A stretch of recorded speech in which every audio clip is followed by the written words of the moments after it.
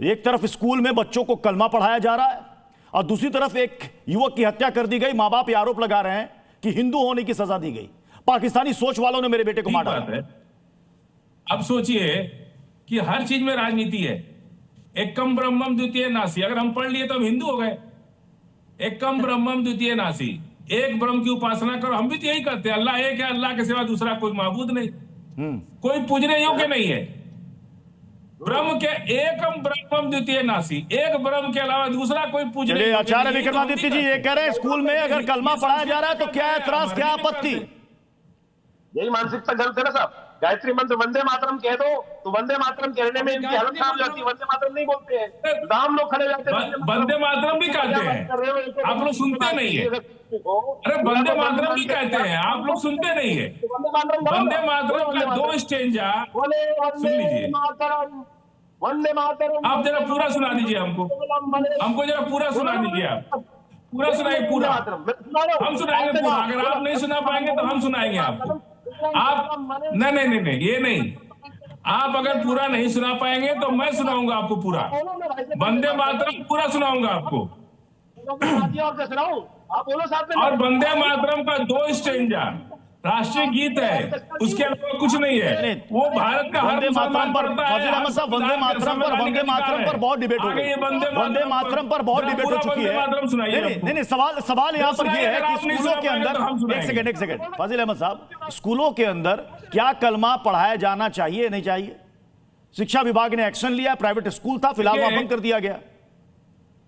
सुनिए, हम लोग भी स्कूलों में पढ़े हैं। हाँ। जब वहां पे कोई इस तरह की पूजा पाठ होती थी तो हम लोग को छुट्टी दे दी जाती थी। ऐसा कुछ नहीं है। हम भी हिंदी स्कूल में पढ़े हैं, हम भी संस्कृत पढ़े हैं जी। और हम ये आचार्य विक्रमादित्य वंदे मातरम नहीं सुना पाए, लेकिन हम पूरा सुना देंगे। प्रत्युष जी, सबसे पहले तो ये कि मैं ताजियत पेश कर रहा हूँ और ईश्वर से प्रार्थना कर रहा हूँ कि वो उनको जो है शक्ति दे, क्योंकि किसी का भी बेटा मारा जाए बहुत अफसोसनाक है। दूसरा मैं कह रहा हूं कि ठीक है, वो चलिए उनको तकलीफ है, वो ऐसी बात कर रहे हैं, लेकिन ऐसा हो क्यों रहा है? इसके लिए कौन जिम्मेदार है? क्या क्यों इस तरह के बढ़ावा हो रहा है? हाँ, इसके लिए क्या आप समझ रहे हैं कि देश का मुसलमान जिम्मेदार है 25-30 करोड़? हाँ भाई, ऐसी स्थिति क्यों बनती जा रही है? आप ये बताइए, इस पे कौन कंट्रोल पाएगा? हाँ, लेकिन मैं आपको ये बता रहा हूं कि बार बार मुसलमानों को कटघरे में खड़ा, क्राइम जो है, क्रिमिनल एक्टिविटीज को उसी तरीके से देखना चाहिए। हम किसी भी ऐसे लोगों का समर्थन कभी नहीं करते, न करेंगे, चाहे वो आतंकवादी हो, चाहे कट्टर सोच इस तरीके को हो। लेकिन ये माहौल कौन बना रहा है? आप बताइए। जेएसआर नारा लगवाते हैं और कहते हैं कि मारो। इसके अलावा अभी आचार्य विक्रमादित्य जो है, हर बार हर जगह बस बोल दो, वंदे मातरम बोल दो। अरे भाई, आपको पैसा मिलता है, एक मुसलमान से वंदे मातरम बुलवाओ, 10,000 पाओ। अरे तो हम आपका बिजनेस क्यों चलाएं? जब हमारी मर्जी होगी, जब हमारा दिल करेगा हम बोलेंगे, लेकिन ये बिजनेस चलाते हैं अपना।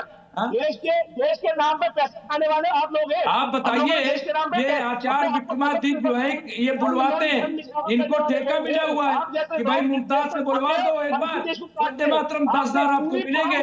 फजील अहमद से बुलवा दो, 10,000 पाओ। अरे तो हम इनका बिजनेस चलाने के लिए बैठे क्या टीवी पे?